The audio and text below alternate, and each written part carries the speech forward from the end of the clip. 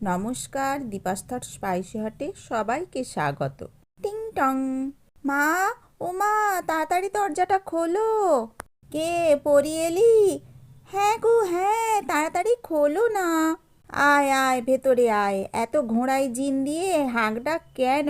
কি ব্যাপার? দেখো দেখো মা, তোমার জন্য আমি কি এনেছি আজকে।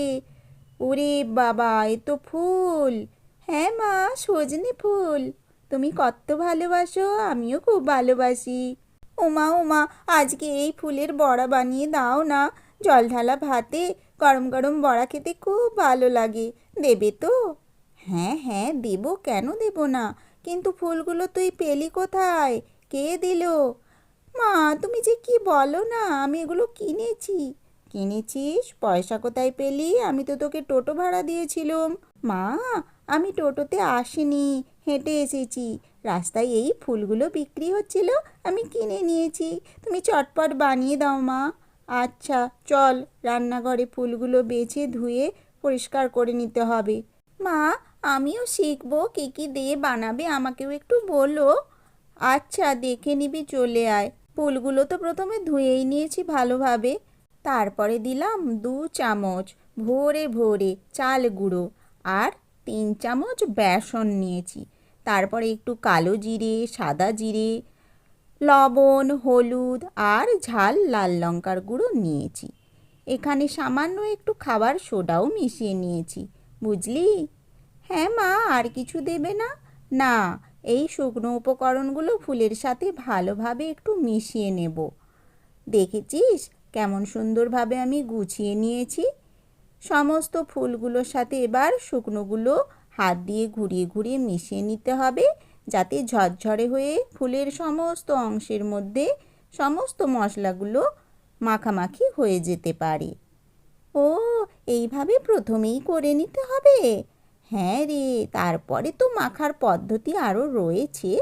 প্রথমে এইভাবে দেখ আমি কেমনভাবে কচলে কচলে সমস্ত অংশগুলো মেখে নিচ্ছি এই মশলাগুলোর সাথে। ও মা, তারপরে আর কি দেবে গো?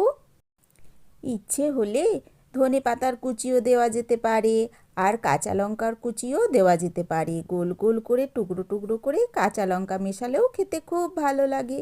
কিন্তু আমি দিচ্ছি না, তুই তো আবার অতটা ঝাল খেতেও পারবি না। লঙ্কা গুঁড়োতেই সন্তুষ্ট থাক, বুঝলি? ঠিক আছে মা, এখন কি দিলে? কি আর, এটা তো জল। সামান্য অল্প অল্প করে করে এবার জল দিতে হবে, দিয়ে বুঝে বুঝে মাখতে হবে। বেশি জল হয়ে গেলে আবার ঢলঢলে হয়ে পাতলা হয়ে যাবে কি না। এই দেখ, আমি অল্প অল্প একটু একটু জল দিয়ে এরকম শক্ত শক্ত করে মেখেছি। তারপরে কি করতে হবে? উফ, বাবারে বাবা, তোর যেন আর তর সয় না। তোর সবেতেই তাড়াহুড়ো। তারপরে আর কি করব, এটাকে এখন বেশ কিছু সময় রেখে দেব ঢাকা চাপা দিয়ে। সমস্ত জলগুলো চাল গুঁড়ো বেসন সবের মধ্যে ভালোভাবে তাহলে একটু মাখো মাখো হয়ে দলা দলা হবে। একটু সময় দিতে হবে তো, লবণটাও একটু গুলবে। তারপরে আছে কাজ। ও হো, ঠিক আছে মা। এই দেখ, এখন হয়ে গেছে 15 মিনিট। আমি এখন ঢাকনা খুলে ওটাকে আবার একবার ফেটিয়ে নেব। তার আগে কড়াটা গরম করে বেশ খানিকটা সর্ষের তেল দিলাম। এই তেলের মধ্যেই তো ভাজতে হবে।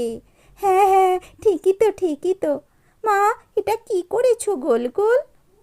এগুলো কি আর, এগুলো পেঁয়াজ। আজকে একটু নতুন রকমভাবে বানাচ্ছি। এখানে পেঁয়াজটা কুচি করে দিলেও খেতে ভালো লাগে, কিন্তু একটু তোর ভ্যারাইটি চাই তো, ইউনিক স্টাইলে, তাই আজকে করছি। খুব ভালো খুব ভালো। কি মজা কি মজা, আজকে ইউনিক স্টাইলে সজনে ফুলের বড়া খাবো।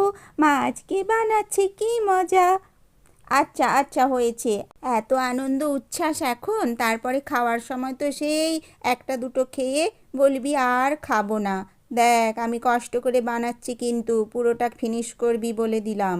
হ্যাঁ মা, খাবো খাবো। জল ভাতে খেতে খুব ভালো। এখন কিরম বানাচ্ছ একটু দেখি তো। হ্যাঁ, দেখে নে, তুইও দেখে নে, সবাইকে আবার বলিস এইভাবেই বানাতে, বুঝলি? এই যে পেঁয়াজগুলো গোল গোল রিং রিং করে কেটেছি, একটু মোটা মোটা করেই কেটেছি। তারপর এপিঠ ওপিঠ দুপাশেই এই বড়ার যে কাতটা বানিয়েছি শক্ত শক্ত করে ভালোভাবে এঁটে এঁটে দুপাশেই লাগিয়ে দিতে হবে। তারপরে এই গরম তেলে ভেজে নিতে হবে, আর আঁচটা ধিমে আঁচে ভাজতে হবে। এই তো সবগুলো সুন্দরভাবে আমি তেলের মধ্যে ছেড়ে দিয়েছি, আঁচটাও খুবই কম রেখেছি। এবার ধীরে ধীরে এক পাশ করে ভাজা হয়ে যাবে। প্রথমে একটা পাশ ভাজা যখন হবে, লাল লাল হয়ে যাবে, তারপরে পরের পাশটা উল্টে নিতে হবে। আজকে আমি খুন্তির বদলে চামচ নিয়েছি, চামচ দিয়ে উল্টে নিতে বেশ সুবিধে হয়।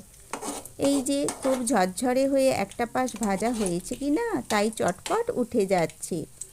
ধীরে ধীরে কিন্তু উল্টাতে হবে, না হলে ছেড়ে যেতে পারে। মাঝখানে পেঁয়াজ রয়েছে যে রিং রিং করে কাটা, আর এভাবে খেতে বেশ মজা লাগে। আর হ্যাঁ, এইভাবে জল দিয়ে খেতে খুবই ভালো লাগে, মানে জল ভাতের সাথে। না হলে আর কি, টমেটো সস তো রয়েইছে, সেটা দিয়ে খেতে বসে বসে মুচমুচ করে বেশ মজা লাগে। তো আজকে তো মেয়ে বায়না ধরেছে, আমার পরি, ফুল পরি, সোনা পরি, সে খাবে মজাদার সজনে ফুলের বড়া, তাও আবার ভেতরে গোল গোল কাটা পেঁয়াজ সহ। আজকের রেসিপি খুবই মজাদার, খুবই টেস্টফুল। আমি তো বানিয়ে ফেলছি, পরির সাথে একটা দুটো আমিও তো খাবই। মা, আমি তোমাকে খাইয়ে দেব। ঠিক আছে, তাই খাইয়ে দিস। আচ্ছা পরি, তুই আজকে হেঁটে এলি যে বড়?